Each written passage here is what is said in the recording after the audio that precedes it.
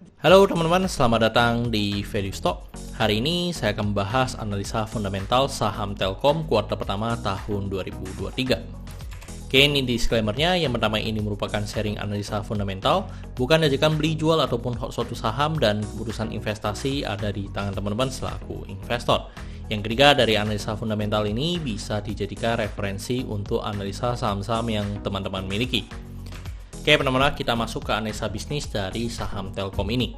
Yang pertama dari analisa emitennya, untuk sektor usaha di telekomunikasi, untuk sektor DBI-nya termasuk dalam sektor infrastruktur.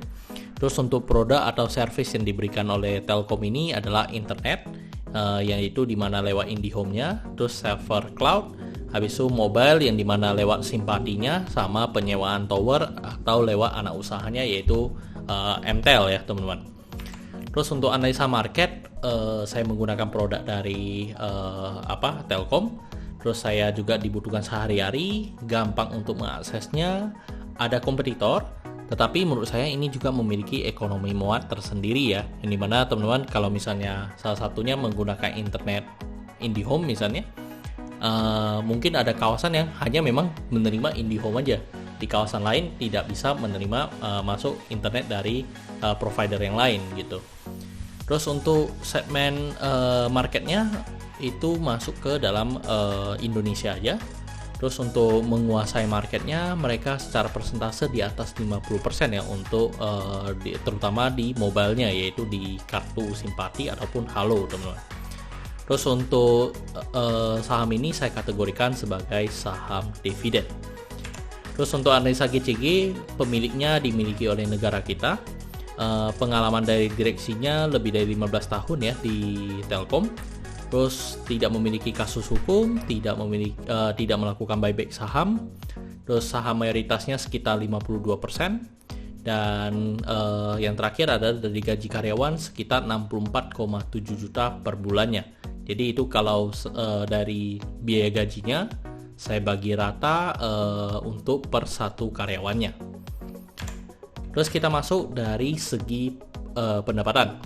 Untuk secara target, mereka tidak mendeskripsikan target secara angka, tetapi mereka mendeskripsikan targetnya itu kira-kira mereka mengalami kenaikan atau penurunan itu hanya sekitar 1 digit teman-teman.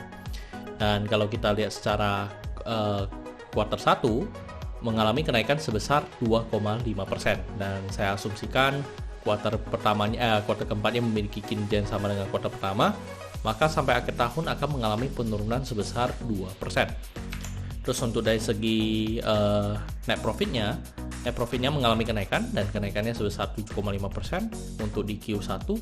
Dan seperti tadi saya asumsikan kuartal keempatnya memiliki kinerja yang sama dengan kuartal pertama, maka sampai akhir tahun akan mengalami kenaikan sebesar 62,8%. Tetapi memang kita harus tunggu sampai laporan Q2 sama Q3 ya, baru kita lebih akurat untuk memprediksi laporan Q4-nya. Terus kita lihat dari segi aset. Untuk dari segi aset mengalami kenaikan, dan kenaikannya 1,2%. Terus dari segi hutangnya juga mengalami penurunan ya, penurunannya sekitar 4%. Dan dari segi modal mengalami kenaikan sebesar 5,6%. Terus kita lihat dari rasio keuangannya. Yang pertama dari net profit margin. Untuk di saham Telkom ini net profit marginnya cukup bagus ya, di 17,8%. Terus untuk dari segi PER-nya di 15,23 kali, PV-nya di 2,89 kali, DR-nya di 89%, terus ROE-nya 18,9%, ROA-nya 9%. Terus ini adalah saham dividen, jadi pasti bagi dividen. Terus secara cash flow-nya operatingnya bagus ya, di secara ini positif, investing sama financingnya juga negatif.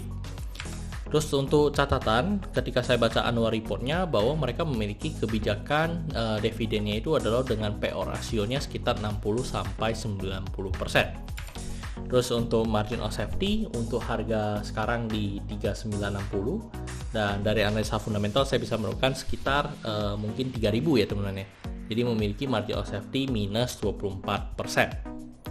Dan ini kesimpulannya. Yang pertama dari produk dan jasa yang ditawarkan oleh Telkom ini menurut saya sangat bagus ya. terus segi cekinya berpengalaman, revenue dan net profitnya menurut saya masih cukup bagus, untuk asetnya cukup produktif, hutang berbunganya rendah ya, secara DER-nya juga masih di bawah 100%, terus untuk ROE-nya di atas 7%, margin of safety-nya aja yang negatif ya, jadi saya berikan no. Dividennya tidak mencapai 7%, jadi saya berikan no. Dan apakah sahamnya murah? Itu menurut saya cukup mahal untuk harga sekarang, jadi saya berikan status no. Jadi kesimpulannya adalah 7/10, dan pertanyaannya adalah apakah saya membeli saham Telkom? Ya tidak ya teman-teman, karena secara value over value. Dan teman-teman yang mungkin suka berinvestasi di Telkom untuk jangka panjang ya, atau jangka pensiun, sebenarnya bagus Telkom ini beli ya di bawah 3.000 kalau bisa ya teman-teman ya, yang dimana teman-teman bisa mendapatkan dividen mungkin bisa sekitar 7% gitu, 6-7%, ya itu menurut saya cukup wajar lah.